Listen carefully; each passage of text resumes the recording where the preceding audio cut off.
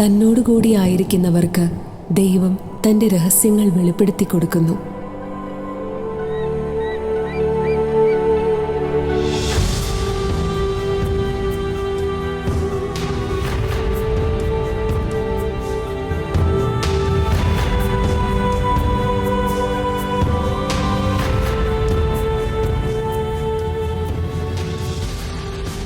ഭാരക്കുറവുള്ള പക്ഷികൾക്ക് വളരെ വേഗത്തിൽ പറന്നുയരാൻ സാധിക്കുമല്ലോ. ചില പക്ഷികൾ പറന്നാൽ ചിറകടിക്കുന്ന ശബ്ദം പോലും കേൾക്കുകയില്ല. ഞാനും അതുപോലെ പറന്നുപോകും.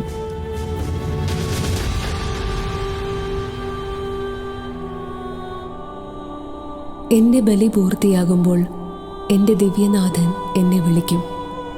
അപ്പോൾ ഞാനൊരു ഓട്ടമോടും എൻ്റെ വീട്ടിലേക്ക്. ഞാൻ ഓടി എൻ്റെ കർത്താവിൻ്റെ മടിയിൽ ചെന്നിരിക്കും. കേട്ടോ കേട്ടോ, എൻ്റെ ചങ്കിൽ നിന്നൊരു സ്വരം. എന്തു ശേല!